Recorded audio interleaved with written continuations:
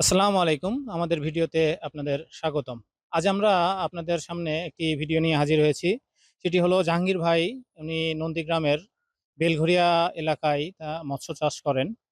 উনার পুকুরে আমরা আজকে ভিজিটে এসেছি এবং উনার থেকে আজকে আমরা শুনবো উনি মাছ চাষে কিভাবে আসলেন এবং মাছ চাষ করে বা করতে গিয়ে উনি কি ধরনের সমস্যার সম্মুখীন হয়েছেন, সেগুলো মোকাবেলায় বা কিভাবে করেছেন। এবং আরো জানতে চাইবো যে উনি আসলে নতুন যারা মাছ চাষে আসতে চায় তাদের জন্য ওনার যদি কোনো সাজেশন থাকে। আসসালামু আলাইকুম ভাই, ভালো আছেন? আচ্ছা ভাই, আপনার কাছে প্রথমে আমরা শুনতে চাচ্ছিলাম যে আপনি আসলে মাছ চাষ কতদিন ধরে করছিলেন? আসলে আমি মাছ চাষ অনেকদিন যাবতই করি। মাঝখানে চাকরির জনিত কারণে গ্যাপ ছিল। আবার এখন শুরু করছি আরকি। তবে মাছ চাষ এটা আসলে বাংলাদেশের মাটি তো মাছ চাষের জন্য খুব উপযোগী। এখন এখানে সবচেয়ে চ্যালেঞ্জিং বিষয় হচ্ছে যে এখানে যে খাবার কস্টটা এবং মাছের যে টোটাল একটা গ্রোথ, এই গ্রোথটা ঠিক রাখা এবং পুকুরের পরিবেশটা ঠিক রাখতে হলে মাছে অবশ্যই লাভবান একটা মানে প্রজেক্ট এটা। এ মাছ মারা না গেলে আসলে মাছের লস হওয়ার সম্ভাবনা লস খুব হওয়ার কম। সম্ভাবনা খুব কম। এখন মাছের মেইন যেটা বিষয় পুকুরের পরিবেশটা ঠিক রাখতে হবে এবং পুকুরের তলাটা ঠিক রাখতে হবে মাটির। আর ফাইটোপ্লাঙ্কটন এবং জুপ্লাঙ্কটন দিয়ে যে মাছের একটা মানে খাবার তৈরি হয় খাবার তৈরি হয়। এই পরিবেশ ন্যাচারাল ন্যাচারাল একটা হ্যাঁ, খাবার যাতে তৈরি খাবার হয় সেই পরিবেশটা ন্যাচারাল তৈরি খাবার করতে যাতে হবে। তৈরি হয় সেইভাবে মাছ চাষ করতে হবে। শুধু বাইরের সাপ্লিমেন্ট খাবার দিয়ে কিন্তু পোষানো যাবে না। পোষানো যাবে। প্রাকৃতিকভাবে খাবার তৈরি করতে হবে। 40% খাবার আপনার সাপ্লাই দিতে হবে। আর 60% খাবার এটা ন্যাচারালি তৈরি করার ব্যবস্থা করতে হবে। এখন এই মাছটা বাংলাদেশের ব্যাপক সম্ভাবনাময় একটা সেক্টর। এখান থেকে কিন্তু আমরা মাছটা যদি দেশের বাহিরে যায়, এ আমরা ব্যাপক একটা বৈদেশিক মুদ্রা হুম। আর্ন করতে পারবো এখান হ্যাঁ, থেকে। মানে আমাদের দেশের চাহিদা মিটায়ে যদি আমরা বাহিরে হ্যাঁ, রপ্তানি করতে হ্যাঁ, পারি। চাহিদা তো অলরেডি মানে ফিল আপ হচ্ছে ফিল সেটা। আপ হচ্ছেই। এখন এটা শুধু দেশের বাইরে যদি সরকার আমাদেরকে একটা প্ল্যাটফর্ম তৈরি করে দেয়। তৈরি করে দেয়, বাহিরে যাওয়ার মতো শুধু একটা পরিবেশ। তাছাড়া আমি মনে করি বাংলাদেশের যুবকরা বা বাংলাদেশের লোকজন বেশ পরিশ্রমী এবং মাছ চাষে তারা অনেক ভালো বুঝে। এবং আমাদের আবহাওয়াটা তো মাছ চাষের হ্যাঁ, উপযোগী। আমাদের আবহাওয়া মানে মাছ চাষের জন্য ব্যাপক উপযোগী আবহাওয়া। সো আমাদের এখানে শুধু সরকারের একটু হেল্প সহযোগিতা দরকার। সহযোগিতা দরকার। শুধু সহযোগিতাটা কি? শুধু দেশের বাহিরে একটা প্ল্যাটফর্ম তৈরি করে দেওয়া।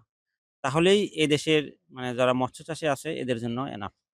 আর মাছের আরেকটা সেক্টর আছে, মাছের যে ঔষধগুলো পাওয়া যায়, এখানে সরকারের একটু নজরদারি করতে হবে।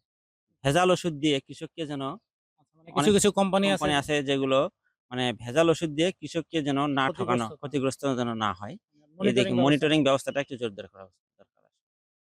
আচ্ছা, আপনার মাছ চাষের ক্ষেত্রে ধরেন যে পুকুর প্রস্তুতির একটা ধাপ আছে। পুকুর হ্যাঁ, প্রস্তুতিটা আপনি কিভাবে করেন? এটা যদি একটু বলতেন। মেইনলি পুকুর প্রস্তুতিটাই মেইন। মাছের যখন চাষ শুরু করবে কেউ পুকুর প্রস্তুতিটা মেইন। সর্বপ্রথম পুকুরটা শুকিয়ে দিতে হবে এবং পুকুরে যে কাদাটা থাকবে এই কাদাটা যদি কালো হয়, এই কাদাটা রিমুভ করা গেলে ভালো। আর যদি রিমুভ করা সম্ভব না হয় তাহলে পর্যাপ্ত রোদ দিয়ে এই কাদাটা একটু টাইট করে দিতে হবে। শুকায় ফেলতে। শুকায় ফেলতে হবে। শুকায় ফেললে হবে কি যে খাবার এবং মাছ তো মানে মাছের থেকে যে বর্জ্যগুলো খাবার পর যে বর্জ্যগুলো। বর্জ্যগুলো নিষ্কাশন হবে এগুলো থেকে অ্যামোনিয়া যেন উৎপন্ন না হয় এবং পুকুরে চুন দিতে হবে। মাছটা মানে যেন উল্টো পাল্টা হ্যাঁ, ওর মানে মই দিতে হবে। প্লাস হচ্ছে পুকুরে পাথর চুন যেটাকে বলা হয়, এই চুন দিতে হবে, লবণ দিতে হবে। এই মানে কোম্পানির লোকজনের কাছে আপনি ওষুধ কোম্পানির লোকজনের কাছে যদি যান, ওরা আপনি এত বেশি ওষুধ ব্যবহার করতে বলবে, এত প্রেসক্রাইব করবে যেটা মানে একজন কৃষকের জন্য চিন্তার বাইরে। চিন্তার বাহিরে এবং পুকুরের জন্যও ক্ষতিকর ক্ষতিকর। সেগুলো। ন্যাচারালি আপনি শুধু চুন এবং লবণ এটুকু ব্যবহার লবণ করলেই কিছু, কিছু ক্ষেত্রে সার আছে, কিছু সার ব্যবহার করতে হয়। পরিমাণে অল্প সেটা, অল্প সার। খুবই অল্প পরিমাণ। মানে শতকে হয়তো ৫ গ্রাম বা ১০ গ্রাম এরকম সার ব্যবহার করা যেতে পারে আরকি। সেক্ষেত্রে যদি মানে ফাইটোপ্লাঙ্কটন এবং হ্যাঁ, ওগুলোর জুপ্লাঙ্কটন ওগুলোর জন্য আরকি, খাদ্য উৎপাদনের উৎপাদনের জন্য ক্ষেত্রে। খুব অল্প পরিমাণ গোবর দেওয়া যেতে হ্যাঁ, পারে। গোবর খুব অল্প, সেটা অল্প পরিমাণে গোবর দিতে হবে। আর খোল ইউজ করা যেতে পারে। কিন্তু খোলটা ভিজায় রেখে ২৪ ঘন্টা ভিজিয়ে রাখার পর খোলের ভেতরে একটা পদার্থ আছে যেটা মাছের বৃদ্ধিকে রহিত করে। ওই গন্ধটা বের করে বের দিতে করে হবে দিতে হবে। ২৪ ঘন্টা পর। তারপরে আপনি সেটা পুকুরে প্রয়োগ করতে পারেন। সেটা পরিমাণ মতো আর বুঝে, বুঝে পরিমাণ মতো শতপ্রতি একটা হিসাব আছে। শতক প্রতি একটা হিসাব আছে। সেই সেই হিসাব অনুযায়ী। অনুসারে প্রয়োগ করতে পারেন। পুকুর প্রস্তুতিটাই মেইন মাছ। আপনি পুকুর প্রস্তুতিটা যদি ভালোভাবে করতে পারেন 50% মাছের আপনার হয়ে গেল, সমস্যা দূর হয়ে গেল। দূর হয়ে যাবে। আর পুকুর পরিস্থিতি যদি ভালো না হয়, আপনি সবসময় এ রোগ, সে রোগ, এই প্রবলেম, সে প্রবলেম লেগেই লেগেই থাকবে। থাকবে এবং মাছ চাষে প্রফিটও হবে না। আবার আরেকটা বিষয় আছে যে মানে মাছের পোনা সংরক্ষণ, মানে কোয়ালিটি পোনা যদি না হ্যাঁ, হয়। হ্যাঁ, এখানে কোয়ালিটি সম্পন্ন পোনার চেনার একটা উপায় আছে। মানে পাতিল বা কোনো হাউজের মধ্যে পোনাটা ছেড়ে দিয়ে হাত দিয়ে এরকম স্রোত করে দিলে পোনাটা যদি স্রোতের বিপরীতে যায়, যেতে তাহলে পারে আরকি। যেতে পারে, তাহলে বুঝতে হবে যে ওই পোনাটা স্ট্রং। স্ট্রং। আর যদি স্রোতের সঙ্গে যদি অনুকূলে ও ঘুরতে থাকে, তাহলে বুঝতে হবে দুর্বলতা যে আছে, এই দুর্বলতা আছে। ইয়েটা উইক। মাছের পোনা সংগ্রহ, আবার যেমন খাবারের বিষয়টা, যেমন যে সব কোম্পানির খাবার তো আবার ভালো না। যে খাবার যদি নিজে তৈরি করা যায় সেটাও ভালো, তবে ছোট পরিসরে তো আসলে নিজে তৈরি করা পসিবল না। কিন্তু মার্কেটে যে খাবারগুলো আছে তার মধ্যে ভালো যেটা সেটা দেওয়ার ব্যবস্থা। হ্যাঁ, মানে খাবার যদি আপনি নিম্নমানের খাবার দেন, তখন হবে কি, খাবে ঠিকই, ওয়াস্টেজ বেশি হবে। তাতে গ্রোথ আসবে না। মানে গ্রোথ আসবে না ঠিকমতো। মানে ভালো মানের পরিমাণে অল্প খাবার দিলেও সেটাতে মাছের গ্রোথটা ভালো ভালো। আসবে।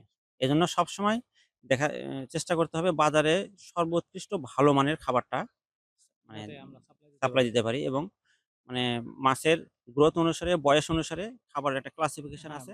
পরিমাণ সেই আছে। সেই পরিমাণ আছে পরিমাণ এবং ক্লাসিফিকেশন সেখানে আছে। ভিটামিন, মিনারেল ভিটামিন যাতে মিনারেল ঠিকমতো থাকে, থাকে। প্রোটিন। হ্যাঁ, হ্যাঁ, প্রোটিন থাকে। এভাবে সাপ্লাই দিতে হবে। আর মাছের চাষে আসলে যদি মাছ না মারা যায় তো লস নেই। আপনারা যারা নতুনরা মাছ চাষে আসতে চাচ্ছে, বা অনেকে হয়তো মাছ চাষ করে ক্ষতিগ্রস্ত হয়েছে, তাদেরকে আপনি মানে কি সাজেশন দিবেন? কিভাবে তারা করতে পারে? আমি সাজেশন দিতে চাই এইভাবেই, প্রথমত পুকুরের এনভায়রনমেন্টটা আপনারা ঠিক করে নিবেন। এনভায়রনমেন্ট ঠিক না করলে আপনি মাছে লস খাবেন, এটাই স্বাভাবিক এবং এটাই সত্য।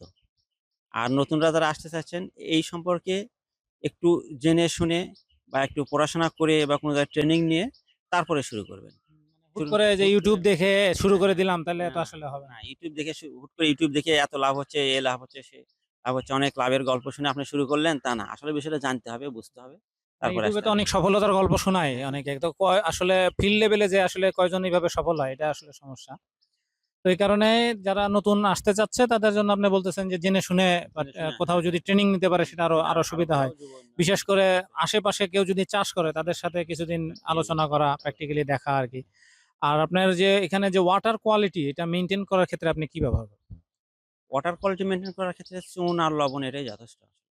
আপনার ওয়াটার কোয়ালিটি প্যারামিটার গুলো কি পরিমাপ করা আপনি করেন না এখানে? হ্যাঁ, হ্যাঁ, করি। মানে অ্যামোনিয়া চেক করি, পিএইচ চেক করি এবং কাদাতে চেক করি। মানে এগুলো মানে কোম্পানির লোক আছে, আসে, ওনারা ওনারা এসে আসে মানে মাঝে, ফ্রি মাঝে টেস্ট চেক, করে হ্যাঁ, দিয়ে যায়। টেস্ট করে দিয়ে টেস্ট যায়। করে দিয়ে হেল্প করে হেল্প দিয়ে না, যায় ওটা তো আরকি। লাগবে, মানে ওটা হ্যাঁ, হ্যাঁ, ছাড়া তো অবশ্যই আসলে করতে হবে। বোঝা যায় না। পিএইচ এবং অ্যামোনিয়া আমার কিছুদিন আগে অ্যামোনিয়া এত পরিমাণ বাড়ছিল এখানে।